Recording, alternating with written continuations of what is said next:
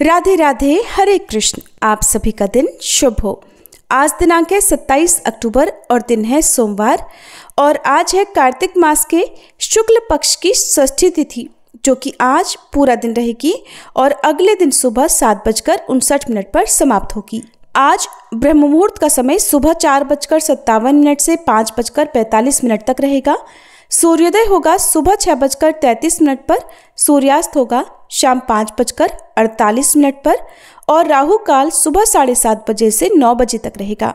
आज आप सुनेंगे कार्तिक मास महात्म्य के 21वें दिन का अध्याय और कार्तिक स्नान की कथाएं। कल श्री तुलसी चालीसा पाठ और आरती में पता नहीं कैसे आवाज बंद हो गई थी और आपको आवाज नहीं सुनाई देने के कारण जो असुविधा हुई उसके लिए मुझे क्षमा कर दीजिएगा। आज सुनते हैं कार्तिक मास में सुनी जाने वाली 8 वारों की कहानी। एक बार एक माँ और एक उसका बेटा था। एक बार माँ कार्तिक स्नान करने गई तो जाने से पहले अपनी बहू से बोल कर गई कि बहू, मेरे बेटे को रोज सुबह रोटी दे दिया करना। बहू ने कहा, अच्छा माँ जी, दे दूंगी। अगले दिन सुबह बेटा उठकर बोला, माँ रोटी दो। बहू बोली, ना तो माँ है ना रोटी, कमा के लाओगे तभी रोटी मिलेगी। वो बोला, भाग्यवान, मैं तो कमाना ना जानूं। लेकिन बहू नहीं मानी। उसने कहा, अच्छा तो 4 रोटी दे दो। बहू ने बनाकर रोटी दे दी और वह रोटी लेकर कुएं की पाल पर जाकर बैठ गया और कहने लगा, राम कमाना ना जानूं। तब भगवान एक ब्राह्मण का वेश बनाकर आए और बोले, तुम ऐसे उदास क्यों बैठे हो? तब वह बोला, मेरी पत्नी ने कहा है कि कमा के लाओगे तभी रोटी मिलेगी, पर मैं तो कमाना नहीं जानता। तब ब्राह्मण बोले, भैया कमाना तो मैं भी नहीं जानता, हाँ पर मैं 8 वारों के नाम जानता हूँ, जिससे तेरे घर में अटूट अन्न धन का भंडार हो जाएगा। गेहूं के दाने और पानी की घंटी ले लो, एक बर्तन को उघाड़ो और औंधों को सीधा कर दो। ब्राह्मण ने कही, उसने सुनी। रविवार, सोमवार, मंगलवार, बुधवार, बृहस्पतिवार, शुक्रवार, शनिवार, 8 वारों का आसरा, भरियो पीहर सासरा। अटूट भंडार होते चले गए। घर पहुंच गया तो घरवाली बोली, क्या लेकर आए? उसने कहा, मैं तो 8 वारों का नाम लाया हूँ। तो उसकी पत्नी ने सोचा, चलो कुछ तो लाया है। गेहूं के दाने और पानी की घंटी ला, औंधों को सीधा, ढकों को उघाड़ो। और उसने कही, उसकी पत्नी ने सुनी। रविवार, सोमवार, मंगलवार, बुधवार, बृहस्पतिवार, शुक्रवार, शनिवार, 8 वारों का आसरा, भरियो पीहर सासरा। अब तो उसके अटूट अन्न धन भंडार भरते चले गए। बहू से बोला, मैं बेटी के घर जा रहा हूँ। फटे से कपड़े पहनकर वह बेटी के घर गया। बच्चे बोले, नाना आए, नाना आए। बेटी बोली, कैसे भेष में आए? बच्चे बोले, मैले भेष में आए हैं। उसने बेटी से कहा, बेटी 8 वारों की मेरी कहानी सुन ले। तो बेटी ने कहा, पिताजी मेरा मुंह तो जूठा है। उसके पिताजी भूखे ही सो गए। अगले दिन बेटी को तरस आया, पिताजी अपनी कहानी तो सुनाओ। पिताजी ने कहा, गेहूं के दाने लाओ, पानी की घंटी लाओ, ढकों को उघाड़ो, औंधों को सीधा करो। पिता ने कही और बेटी ने सुनी। रविवार, सोमवार, मंगलवार, बुधवार, बृहस्पतिवार, शुक्रवार, शनिवार, 8 वारों का आसरा, भरियो पीहर सासरा। अटूट अन्न धन के भंडार भरते चले गए। बेटी भर भर के धन बांटने लगी तो पड़ोसन ने देखा, कहने लगी, तुम तो कह रही थी मेरे पिताजी कुछ नहीं लाए, फिर भर भर के धन कैसे बांट रही हो? बेटी बोली, पिताजी तो खाली हाथ ही आए थे, ये तो 8 वारों की कहानी का फल है। पड़ोसन कहने लगी, अपने पिताजी से हम सबको भी 8 वारों की कहानी सुनवा दोगी क्या? तो उसने अपने पिताजी से कहा। पिताजी बोले, आज तो मेरा मुंह जूठा है, कल सुना दूंगा। अगले दिन उसके पिताजी ने पड़ोसन को 8 वारों की कहानी सुनाई। उसके भी खूब अन्न धन के भंडार भर गए। हे 8 वारों, जैसे उस ब्राह्मण के 8 वारों की कहानी से सबके अटूट भंडार भर गए, वैसे सबके भरना। कहानी कहते सुनते हुंकार भरने वाले सब पर अपनी कृपा करना। सभी प्रेम से बोलो, 8 वारों की कहानी की जय। अब सुनिए कार्तिक मास की बूढ़ी माई और श्री कृष्ण के कंधे की कहानी। कार्तिक मास में सभी औरतें तुलसी जी को जल से सींचने जाया करती थीं। एक बूढ़ी माई भी थी। जो कार्तिक मास में नियम से तुलसी जी को सींचा करती, और जब भी वह सींचने जाती तो तुलसी माता से हाथ जोड़कर कहती, हे तुलसी माता, सत्य की दाता, मैं तेरा बिरवा सींचती हूँ, मुझे बहू दे, पीले रंग की धोती दे, मीठा ग्रास दे, वैकुंठ में वास दे, अच्छी मौत दे, चंदन का काठ दे, अच्छा राज दे, खाने को दाल भात दे, और 11 के दिन श्री कृष्ण का कांधा दे। बूढ़ी माई की ये बातें सुन सुनकर तुलसी माता सूखने लगी। तुलसी माता को यूं सूखते देखकर भगवान श्री कृष्ण ने पूछा, हे तुलसी, तुम दिन प्रतिदिन क्यों सूखती जा रही हो? तब तुलसी माता ने कहा, बस मेरे मन की मत पूछो प्रभु। भगवान कहने लगे, मैं नहीं पूछूंगा तो फिर कौन पूछेगा? तब तुलसी माता कहने लगी, हे प्रभु, एक बूढ़ी माई आती हैं और अपनी बात कहकर चली जाती हैं। मैं उनकी सारी बातें तो पूरी कर दूंगी, लेकिन कृष्ण का कंधा कहाँ से लाऊंगी? तब भगवान बोले कि जब वह मरेगी तो अपने आप ही मैं कंधा देने आ जाऊंगा, तुम बूढ़ी माई से ये बात कह देना। इसके कुछ दिनों के बाद वह बूढ़ी माई मर गई। बूढ़ी माई के मरने पर सारा गांव इकट्ठा हो गया और उनका अंतिम संस्कार समय आने पर जब गांव के लोग उन्हें उठाने लगे तो वह बहुत भारी हो गई, किसी के उठाए ना उठी। तब सभी बोले, ये तो बहुत संस्कारी थी, बहुत पूजा पाठ करती थी और कोई पाप भी नहीं किया, फिर ये इतनी भारी कैसे हो गई? तभी बूढ़े ब्राह्मण के वेश में भगवान वहां आए और कहने लगे कि ये भीड़ कैसी है? तब गांव के लोग बताने लगे कि एक बूढ़ी माई रहती थी, वही मर गई है और ये इतनी पापिन थी कि उसकी अर्थी नहीं उठ रही, ये बहुत भारी हो गई है। वैसे तो अपने जीवन में इसने बहुत पूजा पाठ की। तब भगवान बोले कि मुझे इसके कान में कुछ कह लेने दो, फिर ये उठ जाएगी। ऐसा कहकर भगवान ब्राह्मण के वेश में बूढ़ी माई के पास गए और उसके कान में कहा कि माई, तू अपने मन की कर ले, पीताम्बर की धोती ले, मीठा मीठा ग्रास ले, वैकुंठ में वास ले, चटक की चाल ले, चंदन का काठ ले, झालर की झंकार ले, दाल भात का जीमन ले और ले श्री कृष्ण का कंधा भी ले।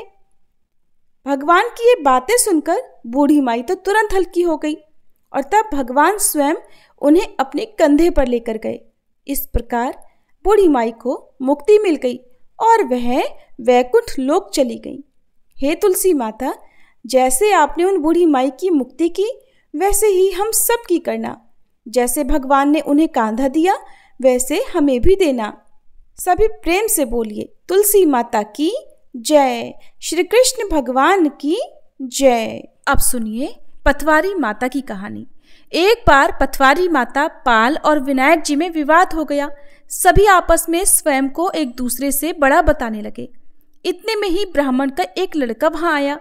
पाल, पथवारी और विनायक जी ने उसे रोका और कहा, लड़के रुक जा और हमारा न्याय तो कर। लड़का बोला, मैं कल वापस आऊंगा तब न्याय करूंगा। घर आकर लड़के ने माँ से कहा, माँ, मुझे कल पाल, पथवारी माता और विनायक जी का न्याय करना है। तो माँ ने कहा, बेटा सबको बड़ा बता देना। दूसरे दिन लड़का वहां गया और बोला, पाल माता आप बड़ी हो, क्योंकि हर व्यक्ति आता है और स्नान ध्यान करके शुद्ध होकर जाता है और आप सबकी रक्षा करती हैं। हे पथवारी माता, आप सबसे बड़ी हो, क्योंकि जितने भी तीर्थ धर्म ध्यान कर ले पर आपकी पूजा किए बिना उनका कार्य पूर्ण नहीं होता। आप जीवित को भी तारती हैं और मरने के बाद भी उद्धार करती हैं। पथवारी माता पथ की धराणी, इसलिए आप बड़ी हो। अब विनायक जी से वह लड़का बोला, सबसे पहले शुभ काम में आपको ही मनाया जाता है, इसलिए हे विनायक जी, आपको ध्याए बिना तो कोई काम सिद्ध नहीं होता, इसलिए आप बड़े हो। अब तो पाल माता, पथवारी माता, विनायक जी भगवान उस लड़के की चतुराई से प्रसन्न हो गए और बोले, लड़के तुमने तो हम सबको ही बड़ा कर दिया और उसको सुखी रहने का आशीर्वाद दिया और कुछ जौ के दाने उसके अंगोछे में डाल दिए। लड़का सोचने लगा, ये तो घाटे का सौदा रहा। सारा दिन खराब करके इनका न्याय किया और बदले में इतने से जौ मिले। उदास मन से घर आकर उसने अंगोछा एक कोने में डाल दिया। माँ ने पूछा, बेटा न्याय करके क्या लाया है? तब लड़का बोला, माँ कोने में जो पड़ा है देख ले। माँ ने जैसे ही अंगोछा उठाया उसमें से तो ढेरों हीरे मोती बिखर गए, जगमग करने लगे। तब माँ देखकर प्रसन्न हो गई। माँ ने बेटे को बुलाकर कहा, बेटा आज तो पाल माता, पथवारी माता और विनायक जी भगवान हम पर प्रसन्न हुए हैं। ये देखकर माँ बेटे बहुत प्रसन्न हुए। हे भगवान, हे पाल माता, हे पथवारी माता, आपने जैसा उस लड़के को दिया वैसा सबको देना। कहानी कहने, सुनने और हुंकारा भरने वाले को सुख समृद्धि और धन धान्य देना। अब सुनिए कार्तिक मास की सीता नित्यनेम की कहानी। इस कहानी को सीता माता कहती थी और प्रभु श्री राम सुना करते थे। एक दिन श्री राम भगवान को किसी काम के लिए बाहर जाना पड़ा तो सीता माता कहने लगी कि भगवान, मेरा तो 12 वर्ष का नित्यनेम है, अब आप बाहर जाएंगे तो मैं अपनी कहानी किसे सुनाऊंगी। तब श्री राम ने कहा कि सीते, आप कुएं की पाल पर जाकर बैठ जाना और वहां पर जो भी औरतें पानी भरने आएंगी उन्हें अपनी कहानी सुना दिया करना। सीता माता कुएं की पाल पर जाकर बैठ गई। तभी एक स्त्री आई। उसने रेशम की जरी की साड़ी पहन रखी थी और सोने का घड़ा ले रखा था। सीता माता उसे देखकर कहने लगी, बहन, मेरा 12 वर्ष का नित्यनेम सुन लो। पर वह स्त्री बोली कि मैं तुम्हारा नित्यनेम सुनूंगी तो मुझे तो घर जाने में देर हो जाएगी और मेरी सास मुझसे झगड़ा करेगी। इसलिए उसने कहानी नहीं सुनी और अपने घर चली गई। लेकिन उसके घर जाते ही उसकी रेशम जरी की साड़ी फट गई। सोने का घड़ा मिट्टी के घड़े में बदल गया। सासू ने देखा तो पूछा, अरे बहू, ये किसका दोष अपने सिर लेकर आ गई है। बहू बोली, माँ जी, कुएं पर एक औरत बैठी थी। उसने अपनी कहानी सुनने के लिए कहा, लेकिन मैंने नहीं सुनी। शायद उसी का ये फल मुझे मिला है।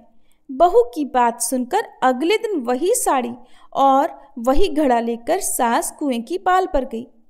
सास को वहीं पर सीता माता बैठी मिली तो माता सीता ने कहा, बहन, मेरी कहानी सुन लीजिए। सासू बोली, एक बार छोड़, मैं तो 4 बार कहानी सुन लूंगी। तब सीता माता बोली, राम आए लक्ष्मण आए, देश के पुजारी आए, नित नेम का नेम लाए, आओ राम बैठो राम, तपी रसोई जीमो राम, माखन मिश्री खाओ राम, दूध पताशा पियो राम, सूत के पलका मोठो राम, शाल दुशाला पोठो राम, शाल दुशाला ओढ़ो राम, जब बोलूं राम ही राम, राम सवारे सबके काम, खाली घर भंडार भरेंगे, सबका बेड़ा पार करेंगे, श्री राम जय जय राम। सासू बोली, बहन, कहानी तो बहुत अच्छी लगी। फिर कहानी सुनकर सासू घर चली गई और उसकी साड़ी फिर से रेशम जरी की बन गई। मिट्टी का घड़ा भी फिर वापस से सोने के घड़े में बदल गया। बहू ने देखा तो कहने लगी, सासू माँ, आपने ये सब कैसे किया। सासू बोली, बहू, तू दोष लगा कर आई थी और मैं अब दोष उतार कर आ रही हूँ। बहू ने पूछा कि माँ जी, वह कुएं वाली स्त्री कौन है। सासू ने बताया कि वह तो सीता माता थी। वो पुराने से नया कर देती हैं, खाली घर में भंडार भर देती हैं। वह लक्ष्मी जी का वास घर में कर देती हैं और मनुष्य की जो भी इच्छा हो उसे पूर्ण कर देती हैं। बहू बोली, माँ जी, फिर तो ऐसी कहानी मुझे भी सुना दो। सास बोली कि ठीक है, तुम भी सुनो। फिर सास ने कहानी शुरू की। राम आए लक्ष्मण आए, देश के पुजारी आए, नित नेम का नेम लाए, आओ राम बैठो राम, तपी रसोई जीमो राम, माखन मिश्री खाओ राम, दूध बताशा पियो राम, सूत के पलका मोठो राम, शाल दुशाला पोठो राम, शाल दुशाला ओढ़ो राम, जब बोलूं राम ही राम, राम सवारे सबके काम, खाली घर भंडार भरेंगे, सबका बेड़ा पार करेंगे, बोलो श्री राम जय जय राम। कहानी सुनकर बहू बोली, माँ जी, कहानी तो बहुत अच्छी है। सासू ने कहा, ठीक है, अब से हम इस कहानी को रोज किया करेंगे। अब सास बहू रोज सवेरे उठती, नहाती धोती और पूजा करने के बाद नित्यनेम की सीता माता की कहानी कहती। एक दिन की बात है, उनके यहाँ पड़ोस की एक औरत आई और बोली कि बहन, जरा सी आँच तो देना। तो बहू बोली कि आज तो अभी हमने जलाई ही नहीं। पड़ोसन बोली, तो फिर तुम सुबह 4 बजे से उठकर क्या कर रही हो? तो उन्होंने कहा कि हम तो सुबह सुबह उठकर पूजा करते हैं, फिर सीता माता की नित्यनेम की कहानी कहते हैं। पड़ोसन ने उनकी बात सुनकर फिर कहा कि सीता माता की कहानी कहने से तुम्हें क्या मिला? तब वे दोनों बोली कि सीता माता की कहानी कहने से घर में भंडार भर जाते हैं, सारे काम पूर्ण हो जाते हैं, मन की इच्छा भी पूरी होती है। पड़ोसन ने कहा, बहन अगर ऐसा है तब तो फिर मुझे भी कहानी सुना दो। तब बहू बोली कि ठीक है, तुम भी ये कहानी सुन लो।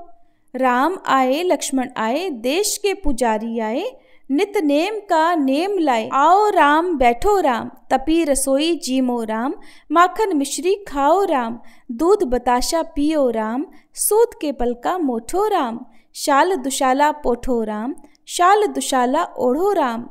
जब बोलू राम ही राम, राम सवारे सबके काम, खाली घर भंडार भरेंगे, सबका बेड़ा पार करेंगे, श्री राम जय जय राम।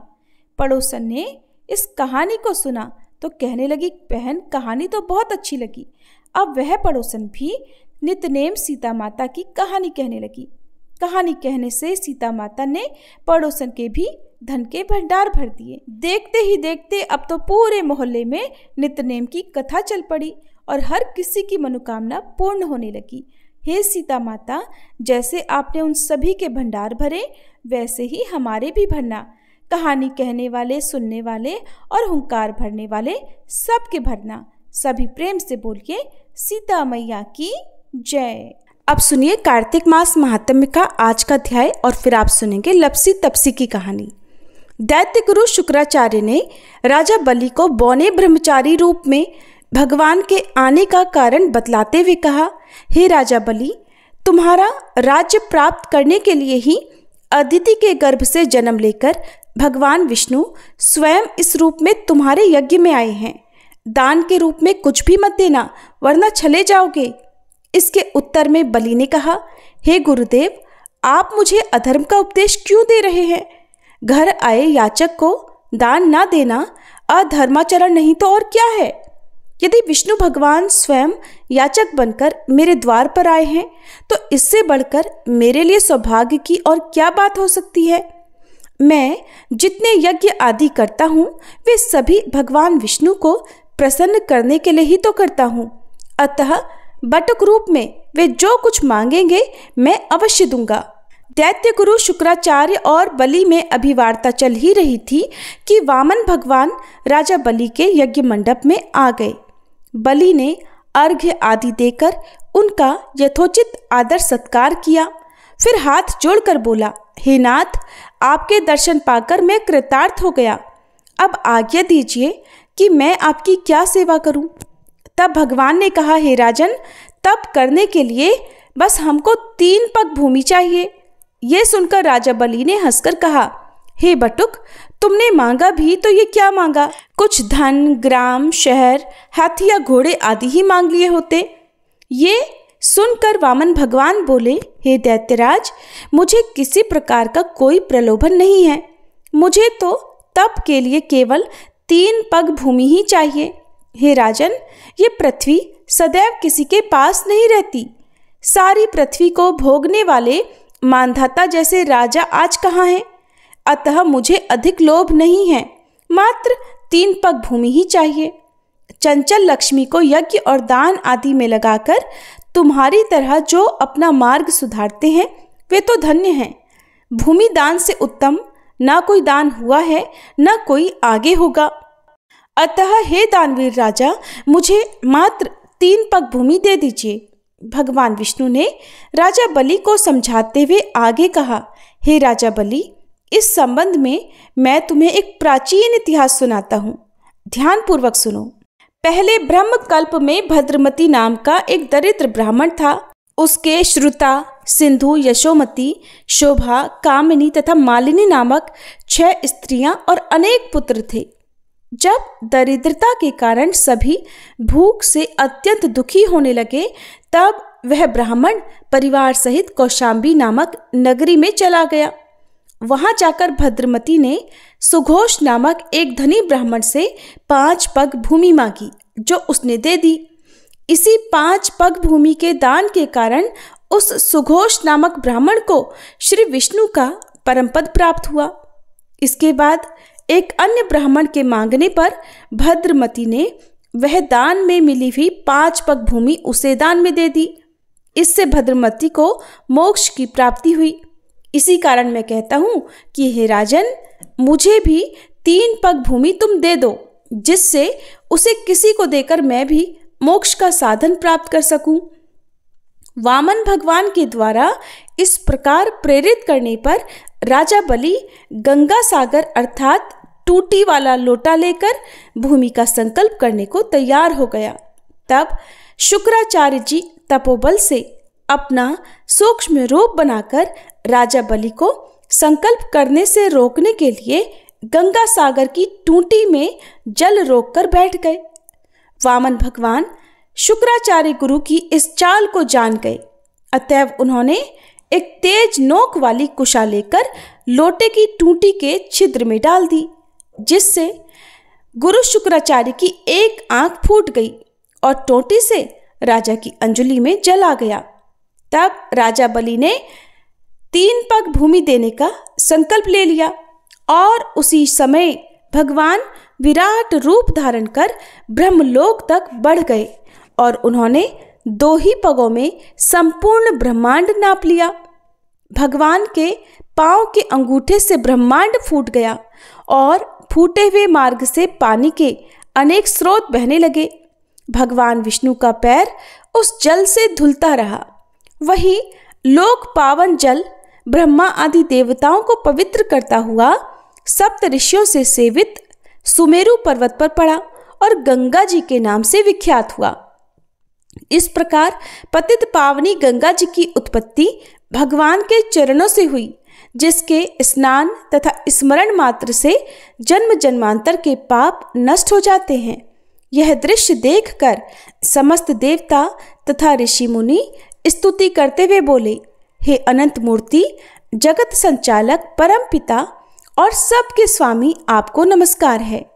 इस प्रकार स्तुति सुनकर भगवान ने सब देवताओं को उनका अपना अपना स्थान दिला दिया और राजा बलि को रसातल भेजते हुए उसे वरदान दिया कि अग्नि में बिना मंत्रोच्चारण के जो हवन किया जाएगा वह तथा कुपात्र को अपवित्रता से दिए गए दान का फल तुम्हें प्राप्त होगा। इस प्रकार भगवान ने देवताओं को सुंदर स्वर्ग तथा बलि और अन्य दैत्यों को पाताल दिया। इतना कृत्य करके विराट भगवान पुनः वामन रूप हो गए। तब समस्त देवताओं तथा ऋषि मुनियों ने भगवान की पुनः स्तुति की। हरे कृष्ण। आज के महात्म्य में बस इतना ही। इसके आगे का वृतांत आप सभी कल के अध्याय में सुनिएगा। अब सुनिए लपसी और तपसी की कहानी। एक बार की बात है, एक लपसी था और एक तपसी था।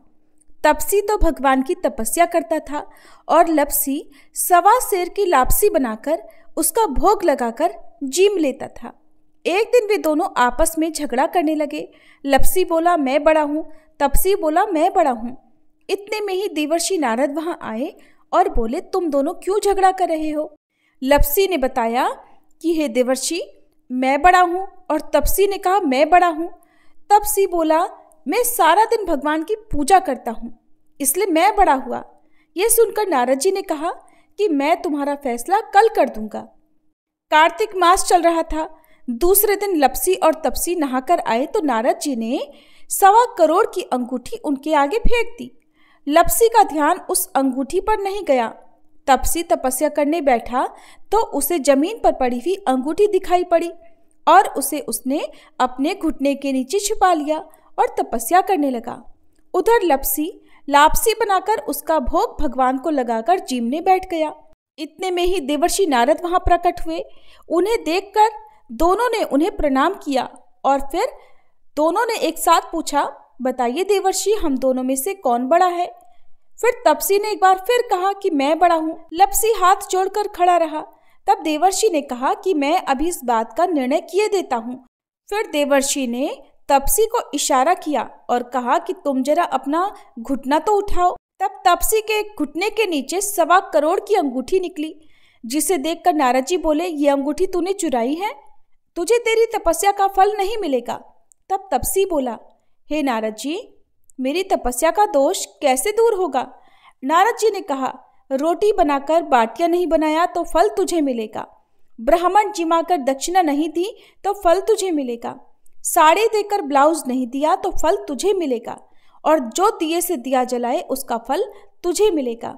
सब व्रत त्योहारों की कहानी सुनने के बाद जो तेरी कहानी ना सुने उसका फल तुझे मिलेगा। तब से लपसी तपसी की कहानी सुनी और सुनाई जाती है। कहानी सुनने के बाद कहा जाता है, लपसी को फल लपसी न हो जियो, तपसी को फल तपसी न हो जियो, महा की कहानी कथा को फल महाने हो जियो। ये थी लपसी और तपसी की कहानी। सभी प्रेम से बोलिए कार्तिक के ठाकुर राई दामोदर जी की जय। सनातन धर्म में तुलसी को अत्यंत पूजनीय माना जाता है।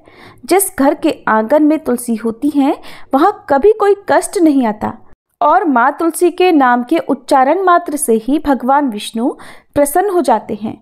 तुलसी जी में जल चढ़ाने से घर में सुख समृद्धि आती है तथा हर प्रकार के रोग शोक आदि व्याधि से मुक्ति मिल जाती है। तुलसी जी की पूजा करते समय श्री तुलसी स्तोत्र का पाठ जरूर करना चाहिए।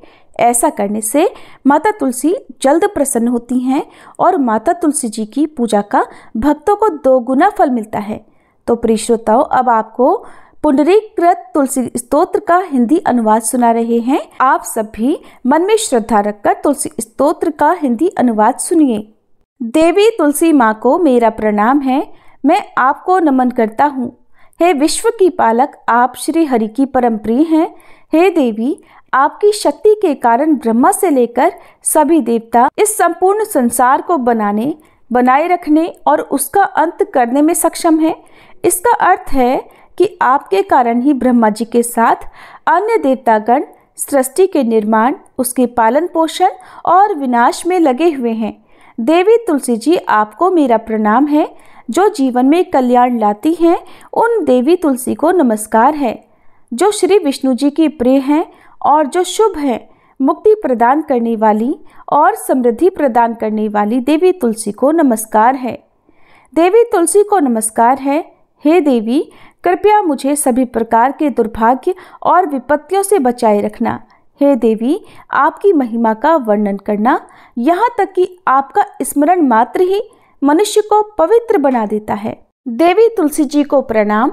मैं देवी तुलसी को पूरी श्रद्धा के साथ प्रणाम करता हूँ, जो देवियों में सबसे प्रमुख हैं और जिनका तेजोमय रूप है, जिसे देखकर इस नश्वर संसार के सभी पापी अपने पापों से मुक्त हो जाते हैं। देवी तुलसी को मेरा प्रणाम है। इस पूरे विश्व को देवी तुलसी जी ने संरक्षित किया है, जिसमें गतिमान और अचल दोनों प्राणी शामिल हैं। देवी पापी व्यक्ति के सभी पापों को नष्ट कर देती हैं। एक बार जब वे उन्हें देखते हैं और भक्ति के साथ उनके सामने आत्मसमर्पण करते हैं, इसका अर्थ है कि माता तुलसी चर और अचर समेत पूरे जगत की रक्षा करती हैं और अपने दर्शन मात्र से ही पापी मनुष्यों के सभी पापों को नष्ट कर देती हैं, या फिर तुलसी जी के दर्शन मात्र से ही पापियों के पाप नष्ट हो जाते हैं। देवी तुलसी को मेरा प्रणाम है। जो भी श्रद्धा के साथ देवी तुलसी के सामने हाथ जोड़कर प्रणाम करते हैं, वे इस कलयुग के बंधनों को पार कर जाते हैं और सभी प्रकार के सुख और प्रसन्नता को प्राप्त करते हैं, फिर चाहे वह महिला हो, व्यापारी हो या अन्य कोई भी जन। देवी तुलसी को मेरा नमस्कार।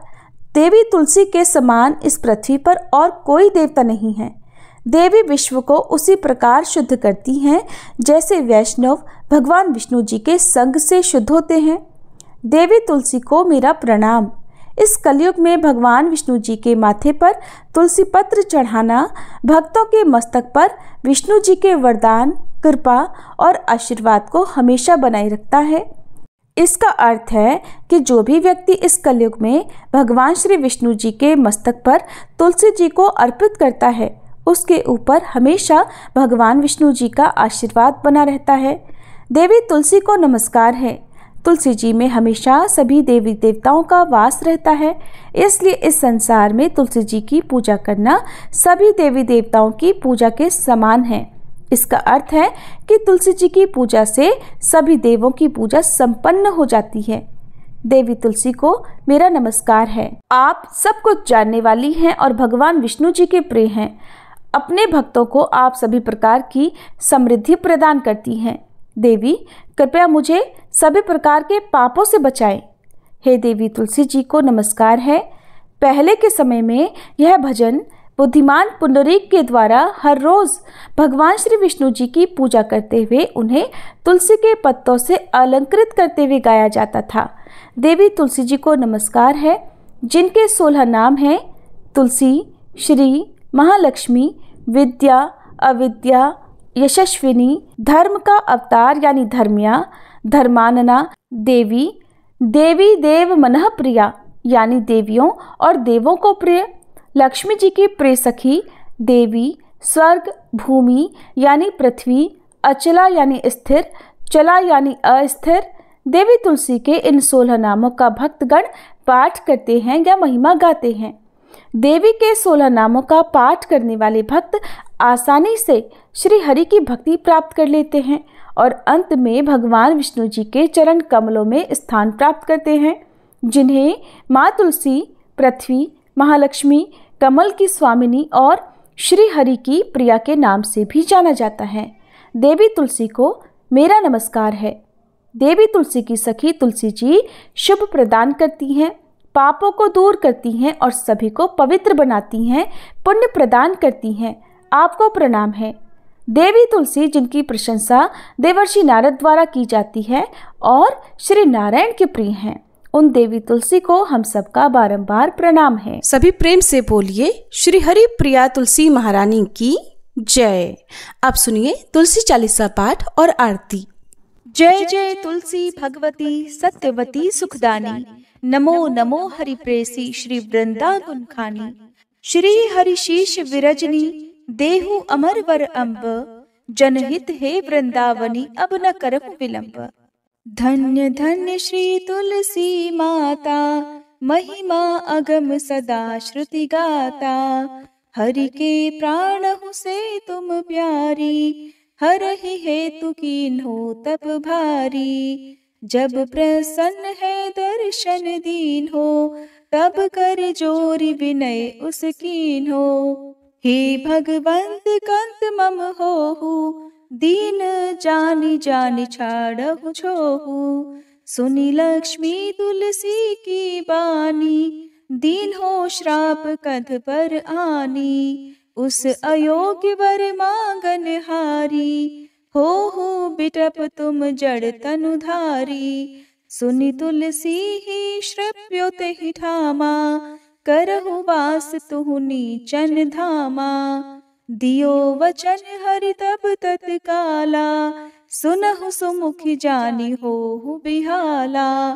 समय पाई ब्योहरो पाति तोरा, पूजहि आस वचन सत मोरा। तब गोकुल मह गोप सुदामा, तासु भई तुलसी तू बामा। कृष्ण रास लीला के माही, राधे शक्यो प्रेम लखि नाहि। दियो श्राप तुलसी तत्काला, नर लोक ही तुम जन्महु बाला। यो गोप वह दानव राजा, शंख चूर्ण नामक शिर ताजा। तुलसी भई दासु की नारी, परम सती गुण रूप अगारी। अस द्वै कल्प बीत जब गयहु, कल्प तृतीय जन्म तब भयहु। वृंदा नाम भयो तुलसी को, असुर जलंधर नाम पति को। कर अति द्वंद अतुल बल धामा, कीन्हा शंकर से संग्रामा। जब निज सैन्य सहित शिव हारे, मरहि न तब हर हर ही पुकारे। पतिव्रता वृंदाती नारी, को न सके पति ही संहारी। तब जलंधर ही भेष बनाई, वृंदा ढिग हरि पहुँचो जाई। शिव हित लहि करि कपट प्रसंगा, कियो सतीत्व धर्म तो ही भंगा। भयो जलंधर कर संहारा, सुनी उर शोक उपारा।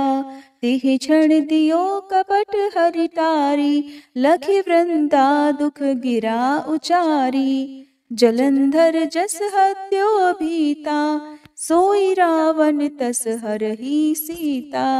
अस प्रस्तर सम हृदय तुम्हारा, धर्म खंडी मम पति संहारा।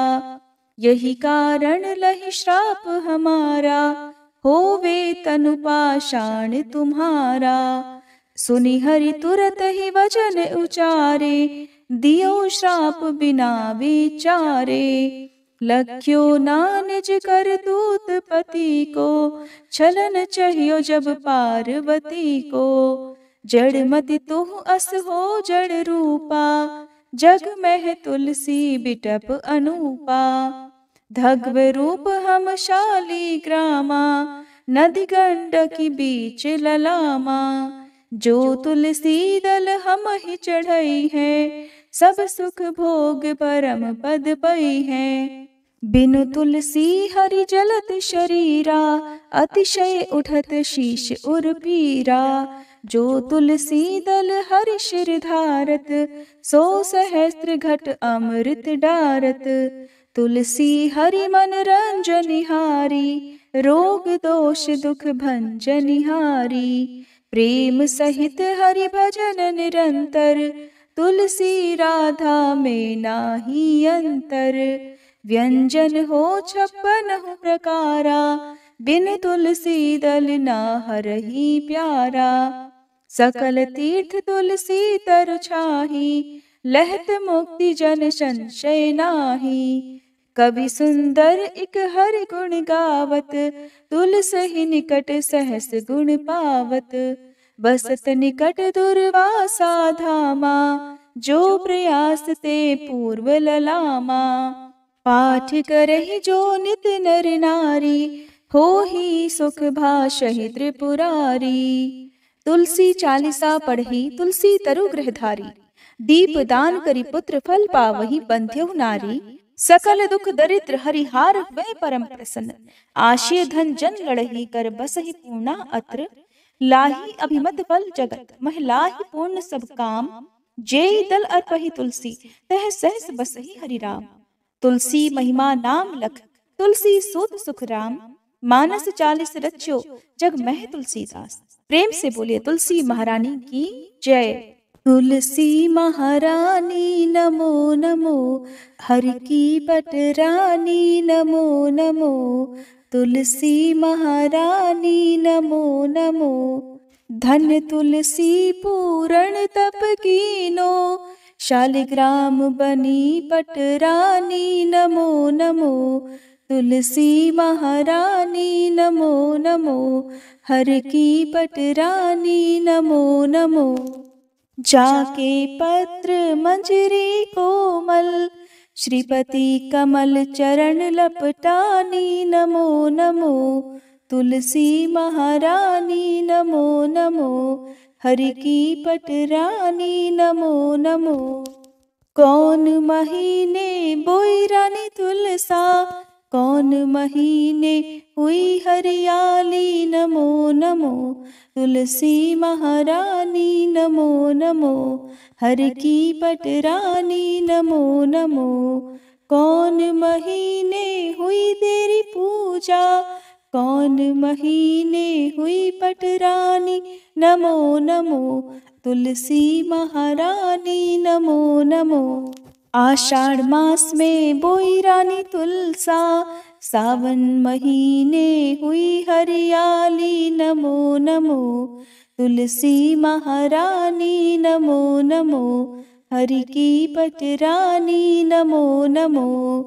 कार्तिक मास में हुई तेरी पूजा, मंगसिर मास हुई पटरानी नमो नमो।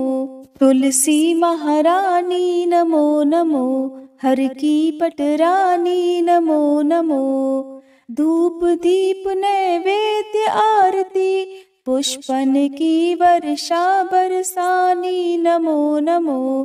तुलसी महारानी नमो नमो, हर की पटरानी नमो नमो। 56 भोग 3600 व्यंजन, बिन तुलसी हरि एक न मानी नमो नमो। तुलसी महारानी नमो नमो, हर की पटरानी नमो नमो। जो तुलसी को सवेरे गाए, श्री कृष्ण के दर्शन पाए नमो नमो। तुलसी महारानी नमो नमो, हर की पटरानी नमो नमो।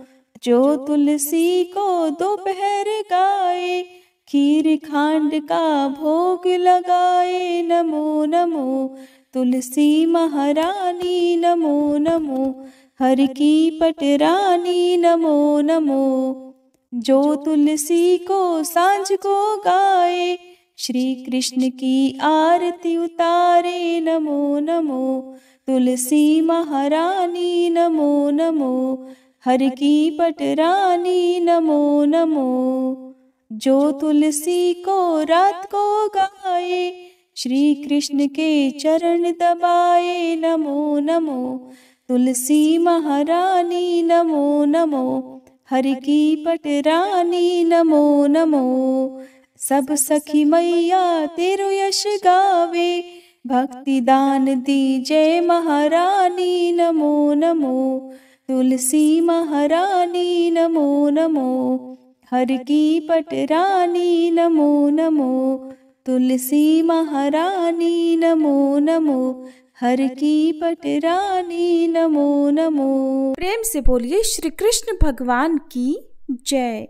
तुलसी महारानी की जय।